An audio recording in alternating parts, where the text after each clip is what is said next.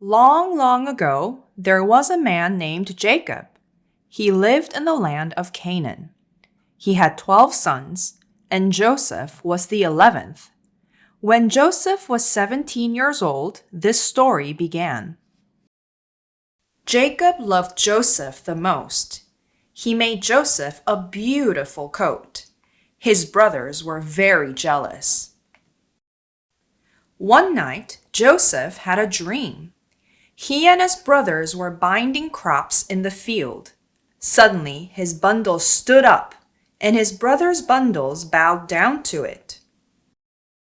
Joseph told his brothers about the dream. They said, "Do you want to be our king?" From that day on, they hated Joseph even more. Joseph had another dream. This time, the sun, the moon, and 11 stars bowed down to him.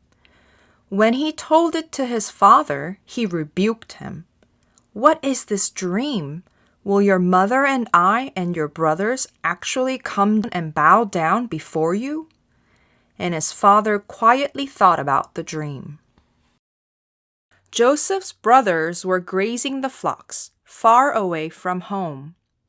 Jacob said to Joseph, "Go and see if your brothers are doing well." Joseph started right away. A few days later, his brothers saw Joseph coming from far away. They said, "Here comes the dreamer. Let's kill him and say that some wild beasts killed him." Reuben, the eldest brother, heard this and said, "Let's not take his life. Just throw him into a deep pit." He said this to rescue him later. The brothers grabbed Joseph and took off his coat and threw him into a deep pit.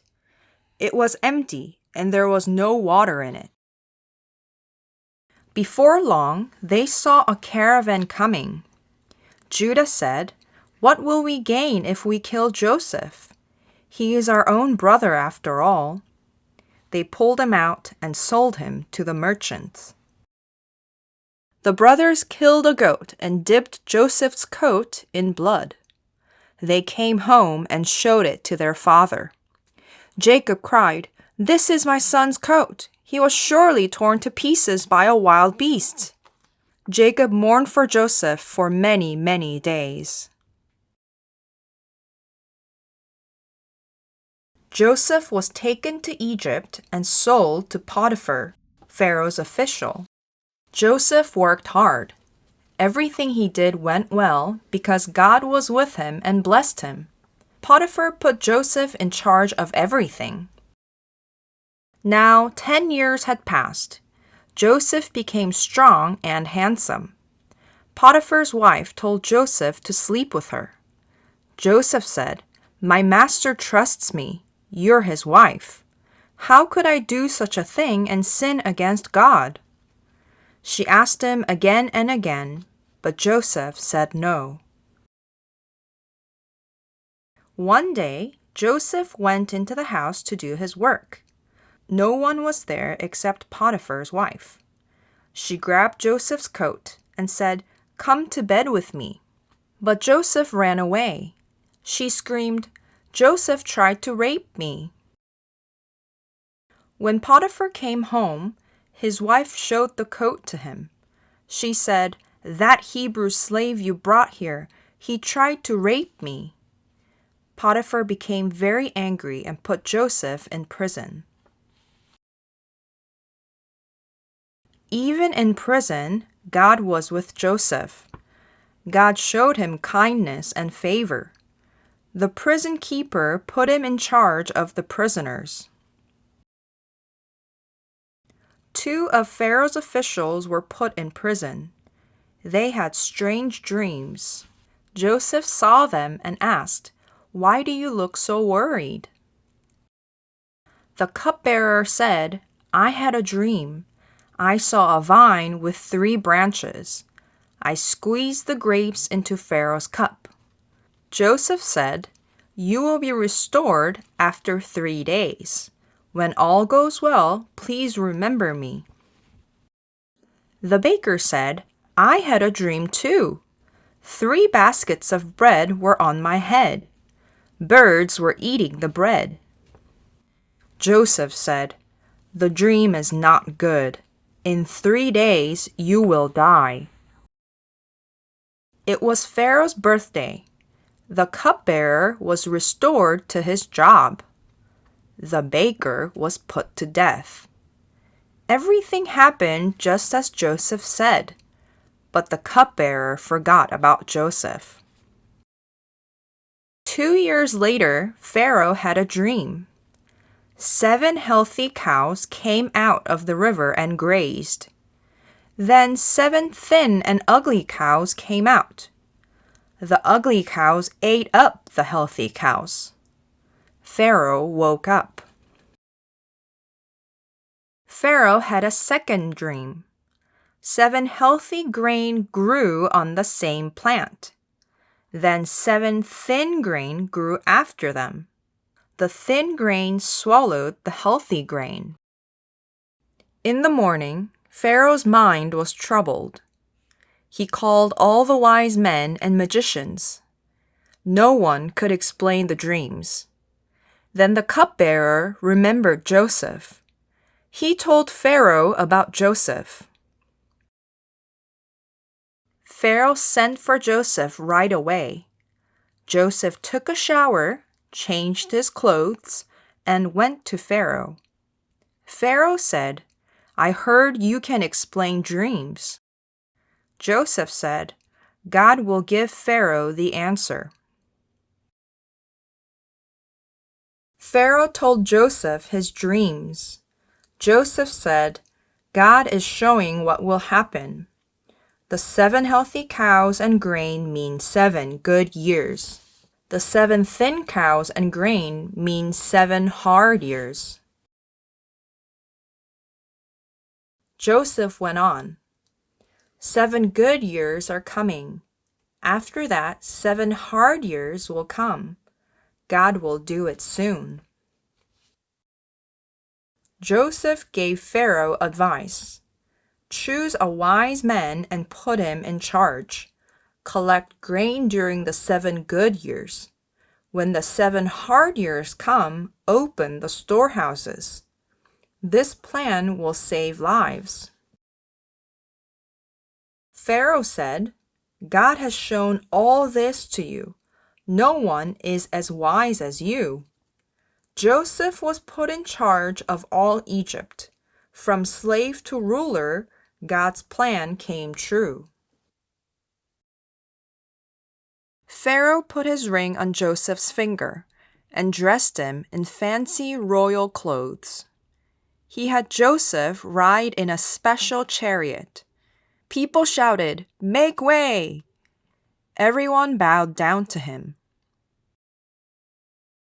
Pharaoh said to Joseph, "No one can act without your word."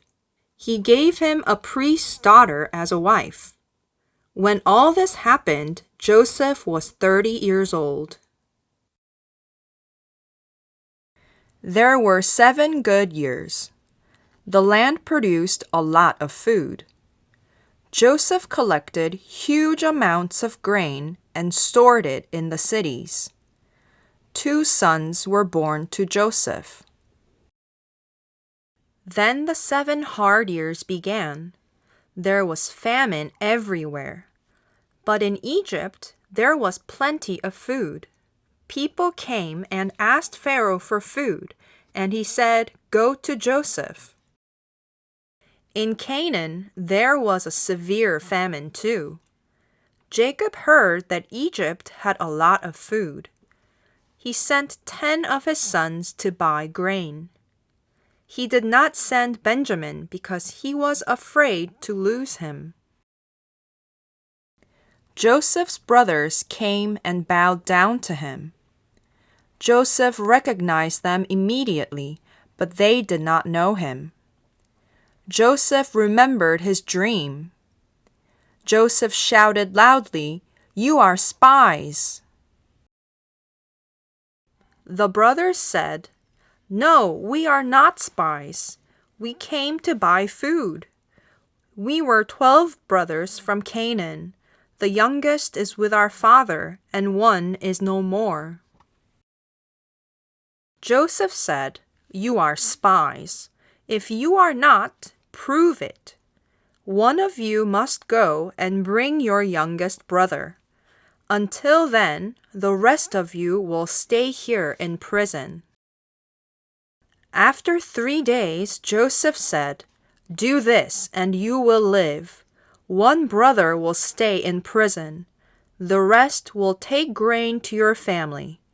But you must bring your youngest brother to me." The brothers said to each other, "We are being punished for our brother. He begged us for his life, but we did not listen." Joseph understood what they were saying, but they did not know it. He turned away and began to weep. Then he had Simeon tied up. Joseph gave orders. Their sacks were filled with grain.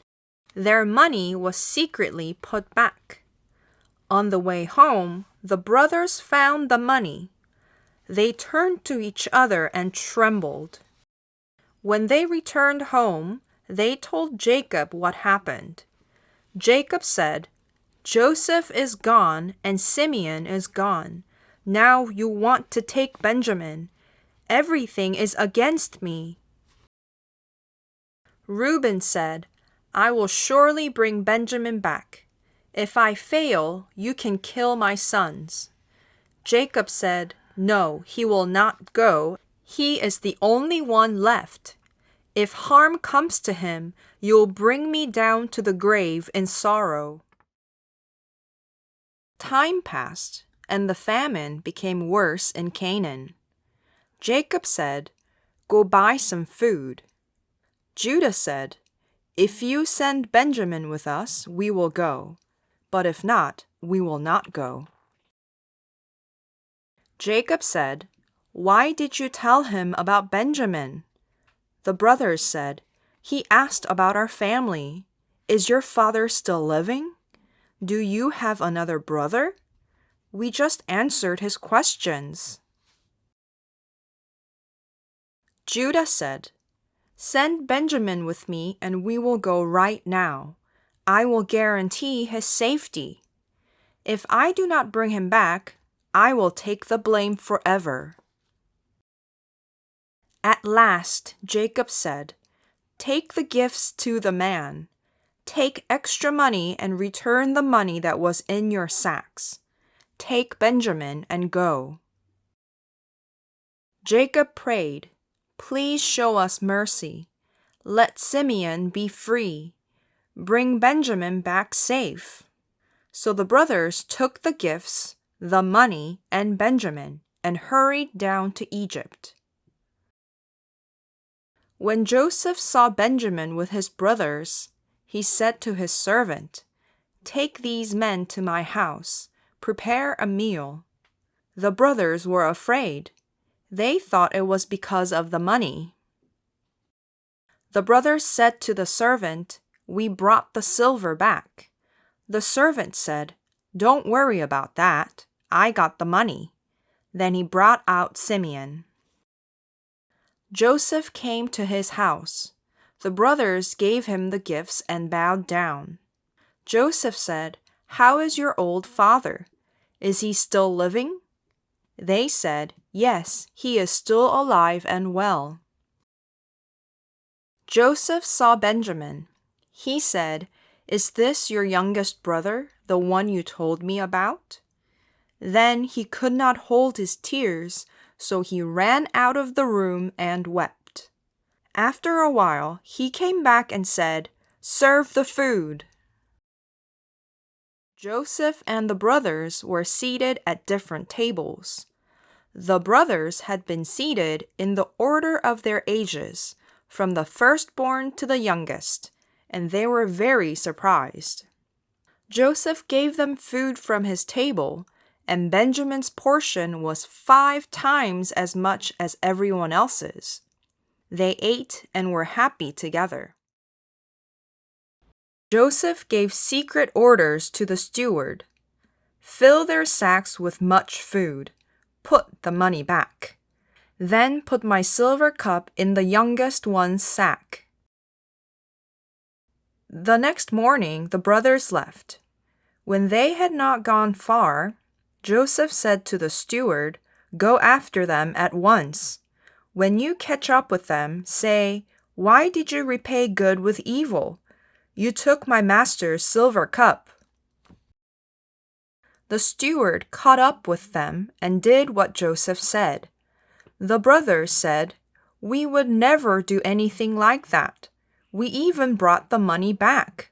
Why would we steal? If any of us has the cup, he will die, and the rest of us will be your slaves." The brothers opened their sacks, beginning with the oldest and ending with the youngest. The silver cup was found in Benjamin's sack. At this, the brothers were astonished and tore their clothes. Joseph was still in the house when his brothers came in. He said, "What is this you have done? A man like me can find out the truth." Judah said, "What can we say? How can we prove we are innocent? We are now your slaves, all of us." But Joseph said, "I would never do such a thing. Only the man with the cup will become my slave. The rest of you, go back to your father." Then Judah said, "You asked us about our family. We told you we had an old father and a youngest brother, and our father loved him very much." Judah continued, "You told us to bring the youngest. We said we could not come because our father would die without him. But you said we must bring him, so we went back and told our father everything." Judah went on, "After some time, our father told us to buy more food, but we said we could not go without Benjamin. Then our father said, 'One son is gone and has been torn to pieces. If harm comes to Benjamin, you will bring me down to the grave in misery.'" Judah explained, "Our father's life is closely tied to Benjamin's. If I go back without him, he will go down to the grave in sorrow." Judah begged, "Now please let me stay here as a slave instead of Benjamin. Let him go home with his brothers. How can I go back to my father without him?